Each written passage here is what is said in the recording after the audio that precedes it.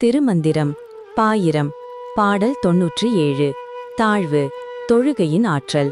மன்னிய வாய்மொழியாலும் மதித்தவர் இன்னிசை உள்ளே எழுகின்ற ஈசனை பின்னை உலகம் படைத்த பிரமனும் உண்ணும் அவனை உணரலும் ஆமே. வரி 1. மன்னிய வாய்மொழியாலும் மதித்தவர். மன்னிய என்பது நிலைத்த உண்மையான நிலை பெற்ற என்று பொருள். வாய்மொழி என்பது வாய்சொல் உண்மை வார்த்தைகள் சத்திய வாக்கு. மதித்தவர் என்பது மதிப்பவர் போற்றுபவர் புகழ்பவர் என்று பொருள். வரி 2. இன்னிசை உள்ளே எழுகின்ற ஈசனை. இன்னிசை என்பது இனிய இசை இனிமையான இசை தெய்வீக நாதம் என்று பொருள். உள்ளே எழுகின்ற என்பது உள்ளே எழும் இசையின் உள்ளே தோன்றும். ஈசனை என்பது ஈசன் சிவபெருமான் இறைவன் என்று பொருள். வரி 3. பின்னை உலகம் படைத்த பிரமனும்.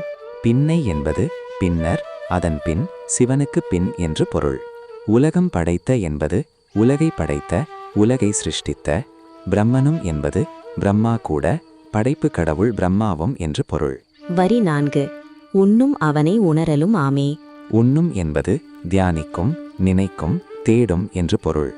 அவனை என்பது அந்த ஈசனை சிவபெருமானை. உணரலும் ஆமே என்பது உணரலாம் அறிந்து கொள்ளலாம் அடையலாம் என்று பொருள். சாரம். இப்பாடலில் தொழுகையின் ஆற்றல் விளக்கப்படுகிறது. உண்மையான வார்த்தைகளால் போற்றுபவர்க்கு இனிய இசையின் உள்ளே ஈசன் எழுந்தருள்வான். உலகம் படைத்த பிரம்மா கூட அவனையே தியானிக்கிறான். அனைவரும் அவனது அழியாத ஒளியை தேடுகிறார்கள். அவனை உணர்வது சாத்தியமே. ஓம் நம சிவாய.